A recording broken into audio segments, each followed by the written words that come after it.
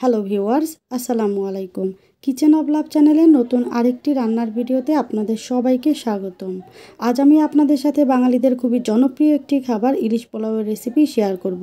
আপনারা হয়তো অনেকেই অনেকভাবে ইলিশ পোলাওয়ের রেসিপি করেছেন বা খেয়েছেন, কিন্তু আজ আমি আপনাদের সাথে একটু অন্যরকমভাবে ইলিশ পোলাওয়ের রেসিপি শেয়ার করব। আমি আশা করছি আমার আজকের রেসিপিটি আপনাদের খুবই ভালো লাগবে এবং যারা নতুন রাঁধুনি আছেন তাদেরও অনেকটাই উপকারে আসবে। আমি এখানে 1 কেজি ওজনের একটি ইলিশ মাছ নিয়েছি। মাছের মাথা এবং লেজটাকে বাদ দিয়ে মাঝখান থেকে 6টা পিস আমি এভাবে কেটে ধুয়ে পরিষ্কার করে নিয়েছি। ইলিশ পোলাও রান্নাতে অবশ্যই ইলিশের টুকরোগুলোকে একটু মোটা করে কেটে নিতে হয়, না হয়তো ভেঙে যাওয়ার সম্ভাবনা থাকে।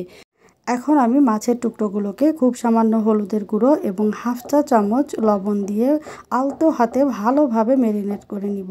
ইলিশ মাছ কিন্তু ম্যারিনেট করার সময় খুবই সাবধানে ম্যারিনেট করে নিতে হয়। তো মাছগুলোকে আমি ম্যারিনেট করে নিচ্ছি। এখন মাছটাকে আমি 10 মিনিটের জন্য রেস্টে রেখে দিব। এই ফাঁকে আমি আজকে রান্নার চালটা প্রসেস করে নিচ্ছি। আমি এখানে 700 গ্রাম চাল নিয়েছি এবং ভালোভাবে ধুয়ে পরিষ্কার করে নিয়েছি।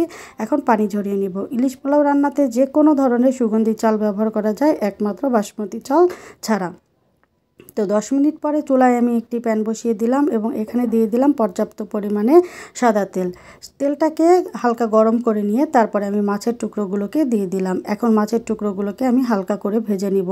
অনেকেই কিন্তু ইলিশ পোলাও মাছটা না ভেজে তারপরে রান্না করেন, কিন্তু আমি এভাবে মাছ ভেজে নিয়ে তারপরে ইলিশ পোলাও রান্না করি। এই মাছ ভেজে নেওয়ার ফলে ইলিশ পোলাওটা খেতে কিন্তু একদম অসাধারণ হয়। যারা এখনও এভাবে করেননি, একবার হলেও আমার মতো করে চেষ্টা করে দেখবেন, আপনাদের অনেকটাই ভালো লাগবে আশা করছি। তো মাছটাকে আমি হালকা ভেজে নিয়ে তারপরে তুলে নিচ্ছি।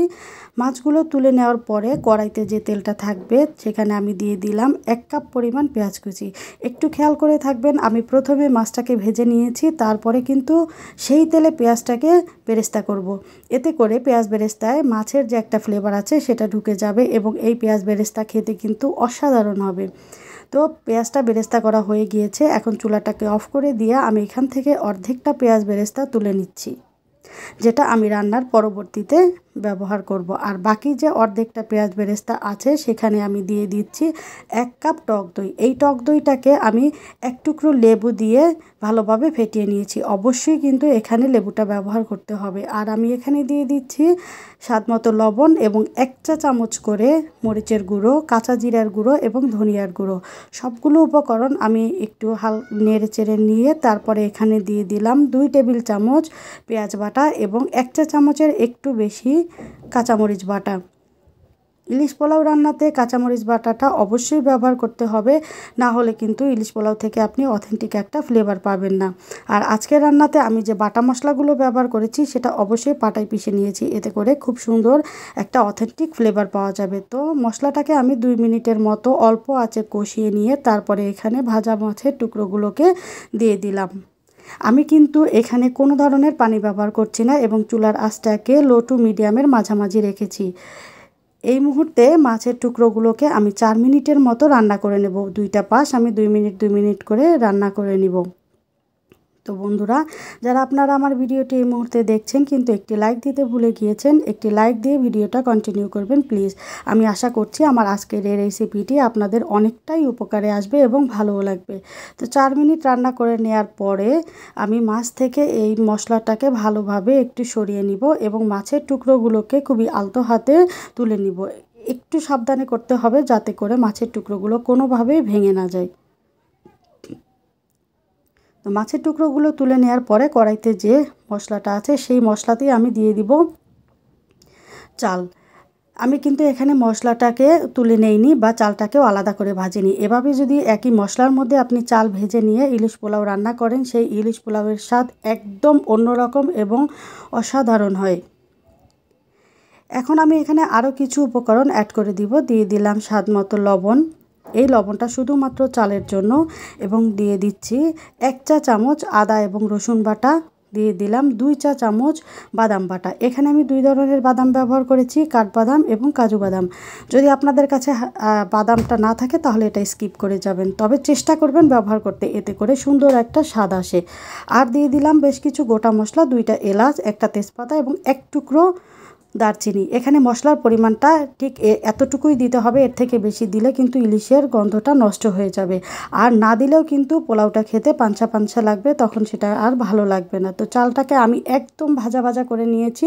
তারপরে এখানে আমি অ্যাড করে দিলাম কুসুম গরম পানি, চালের দ্বিগুণ পরিমাণ পানি। আপনারা যে কাপটা দিয়ে চালটা মাপবেন সেই কাপের দ্বিগুণ পরিমাণ পানি এখানে অ্যাড করে দিবেন এবং চেষ্টা করবেন কুসুম গরম পানি ব্যবহার করতে।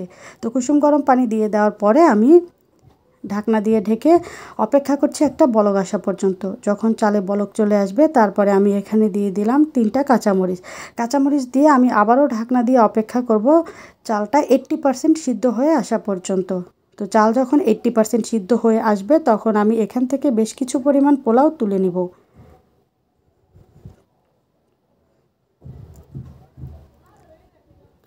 তারপরে আমি এখানে দিয়ে দিব আগে থেকে রান্না করে রাখা ইলিশ মাছের টুকরোগুলোকে ভালোভাবে সেট করে দিব এবং এখন এখানে দিয়ে দিব আমি অল্প কিছু পরিমাণে পেঁয়াজ বেরেস্তা। তারপরে আমি এখানে দিয়ে দেব প্রথমে যে আমরা কিছু পোলাও তুলে রেখেছিলাম সেই পোলাও। তারপরে পোলাওটা দিয়ে আমি ভালোভাবে সেট করে দিব, মানে সুন্দর করে আমরা একটা ইলিশের লেয়ার তৈরি করলাম। এভাবে যদি লেয়ার তৈরি করে ইলিশ পোলাওটা রান্না করেন তাহলে কিন্তু পুরো পোলাওয়ের মধ্যে ইলিশের সুন্দর একটা ফ্লেভার ঢুকে যাবে। আর উপর থেকে শুধু ইলিশটা বসিয়ে দিলে সেটা কিন্তু খেতে ভালো লাগবে না বা পুরো পোলাওতে ফ্লেভারটাও অ্যাড হবে না। আর আমি এখানে দিয়ে দিচ্ছি বেশ কিছু পরিমাণে পেঁয়াজ বেরেস্তা। এরপরে আমি ঢাকনা দিয়ে ঢেকে 10 মিনিটের মতো এই পোলাওটাকে দমে রাখবো এবং এখন এখানে একটা কাজ করব, ঢাকনাতে যে ছিদ্রটা আছে সেটা টিস্যু দিয়ে আমি এভাবে মুড়িয়ে দিয়ে বন্ধ করে নিব, এতে করে ভেতরের ভাবটা বের হয়ে যাবে না। তো 10 মিনিট পরে আমি ফিরে আসছি। তো দেখেন আমার ইলিশ পোলাওটা কিন্তু একদম ডান, খুব সুন্দর করে সিদ্ধ হয়ে গিয়েছে। এখন যখন আমরা পরিবেশন করব তখন আস্তে করে উপর থেকে পোলাওটা এভাবে সরিয়ে নিতে হবে এবং ভেতরে ইলিশের টুকরোগুলোকে বের করে নিতে হবে।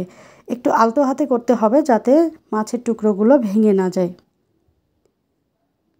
তো এভাবে করে আমরা এখান থেকে সবগুলো ইলিশের টুকরো বের করে নিব। আমার আজকের আয়োজনে 6 জনের খাবার ছিল। তো আমার ইলিশ পোলাওটা কিন্তু একদম ডান। আমি আশা করছি আপনারাও ঠিক এভাবে করবেন এবং আমাকে আপনাদের ফলাফলটা জানাবেন। তো আমার আজকের রেসিপিটি যদি আপনাদের ভালো লেগে থাকে তাহলে অবশ্যই লাইক, কমেন্ট এবং শেয়ার করে দিতে ভুলবেন না। আর নতুন বন্ধুরা সাবস্ক্রাইব করে পাশে থাকবেন। দেখা হবে অন্য কোনো ভিডিওতে। আল্লাহ হাফেজ।